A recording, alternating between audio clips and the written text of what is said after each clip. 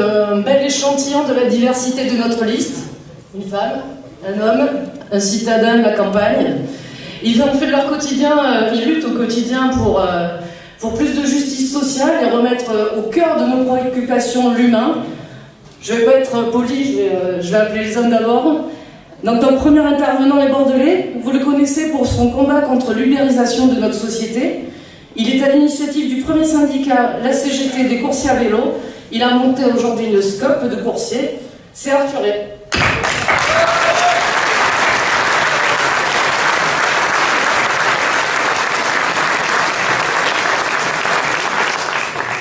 Bonsoir tout le monde. J'ai préparé un petit discours quand même, mais voilà, je voulais que vous sachiez, je suis pas tremblant, mais un peu intimidé. C'est la première fois que je parle devant autant de monde. Alors, on m'a dit de me présenter un petit peu, d'expliquer un peu moins abstraitement ce que c'était que la lutte contre l'ubérisation et pourquoi j'en suis venu à accepter d'être candidat aux européennes sur la liste de Yann Brossa. Alors, moi j'ai travaillé pendant plus d'une année en tant que micro-entrepreneur pour une de ces plateformes ubérisées. Donc j'ai travaillé en tant que coursier à vélo pour Deliveroo. Et aujourd'hui, des micro-entrepreneurs ubérisés, il y en a plus de 100 000 en France et il y en a beaucoup plus dans toute l'Union européenne. Et on a vite vu des problèmes, on est lié avec nos patrons par des contrats commerciaux et nos conditions de travail ont chuté. Et c'était des milliers de coursiers qui, à chaque réduction tarifaire, perdaient énormément d'argent et avaient de plus en plus de mal à vivre. Et on a décidé donc de monter ce syndicat à Bordeaux, qui est encore aujourd'hui le seul syndicat, parce qu'en fait il n'y a pas de protection syndicale des représentants syndicaux pour les coursiers à vélo et pour tous les micro-entrepreneurs, parce qu'il n'y a pas de droit encore pour cela. Et on a commencé tout simplement à gueuler sur nos managers locaux et on s'est rendu compte que ça ne servait à rien. Donc on a commencé à taper sur les boss locaux, puis régionaux. Et on a fini par monter un réseau de syndicats et de collectifs en France pour aller lutter sur le plan français. Et à force de grèves, de manifestations, certains d'entre nous se sont fait virer, dont moi, mais on a continué, on a persévéré et on est arrivé au niveau national. Et au fur et à mesure de ces luttes, ça je vous raconte 1 an et demi de lutte, on s'est mieux rendu compte des enjeux en fait. Il y avait un enjeu plus gros derrière que juste nos petites tarifications à nous. Il y avait en face de nous des gens qui voulaient détruire notre modèle social.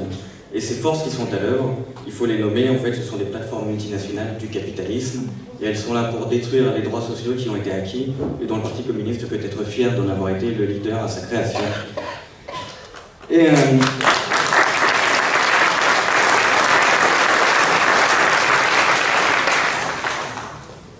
donc on arrive au niveau national, on se dit on a enfin assez embêté ces dirigeants de multinationales pour qu'on nous écoute et on est invité à une table de négociation. Et en fait on s'aperçoit qu'autour de cette table, il y en avait juste un qui était salarié de Deliveroo, tous les autres en fait étaient des détachés d'entreprises de lobbying en fait. Et donc on nous présentait un patron, enfin la personne qui gère les coursiers, les personnes qui gèrent les restaurants, mais en fait aucun n'était salarié de Deliveroo, tous des lobbyistes. Et en fait on s'aperçoit que là on est au niveau national et on n'a rien gagné, en fait on a fait qu'un autre petit pas supplémentaire, mais c'est pas du tout là qu'on va arriver, on a encore en face de nous des pantins. Et cette fois, bon ça faisait déjà un moment qu'on luttait, on a décidé de directement passer un nouveau cap et on a décidé de s'organiser au niveau européen. Et on a créé donc la première, la Transnational Federation of Courier. Donc c'est une fédération transnationale de coursiers. Il y a plus de 30 organisations pour 16 pays représentés. Et on continue maintenant au niveau européen, parce qu'on est persuadé que c'est à ce niveau-là que nous pouvons attaquer ces multinationales, et qui sont responsables d'ailleurs du plus grand braquage aux cotisations sociales qui ait jamais été fait, puisqu'ils n'en payent aucune, qu'ils ne payent pas d'impôts, ou très très peu. Uber Eats n'en paye pas du tout, par exemple. Et voilà, on en est au niveau européen, on en est là.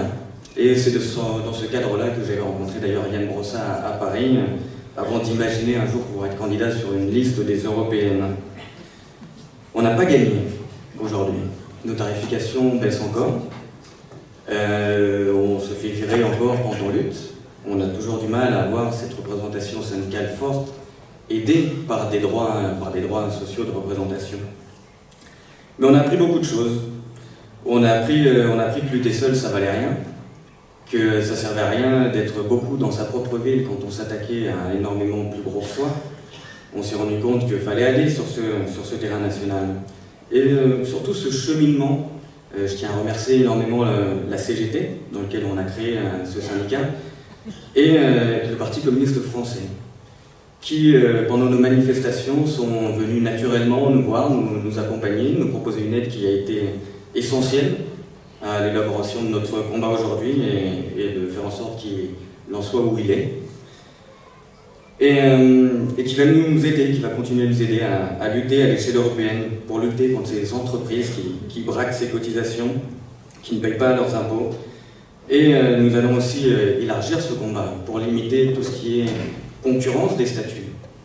Peut-être qu'il y en a ici qui travaillent à la Poste, où se côtoient fonctionnaires, intérimaires, salariés, en CDI, en CDD et micro-entrepreneurs maintenant.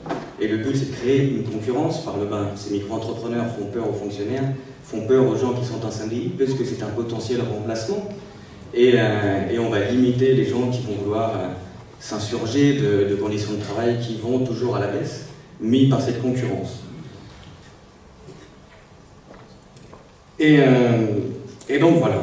Et je sais, quand Yann m'a appelé pour me proposer d'être candidat sur la liste, j'ai réfléchi un peu quand même, parce que déjà en termes d'engagement,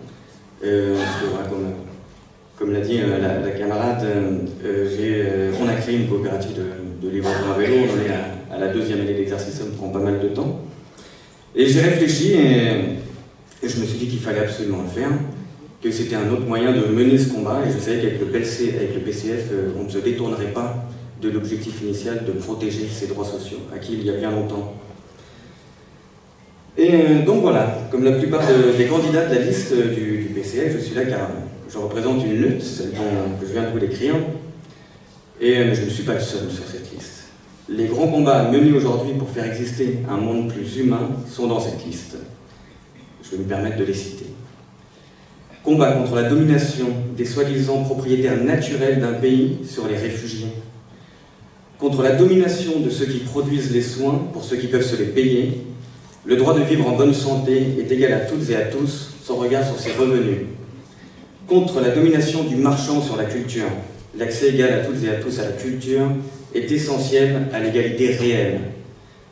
Contre la domination des lobbies agricoles sur une agriculture raisonnée, saine et écologique.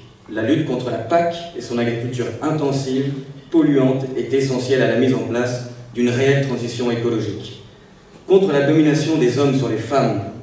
Soyons cette génération qui met fin à une injustice que subit plus de la moitié de notre espèce. Contre la domination des cisgenres sur les autres pratiques sexuelles.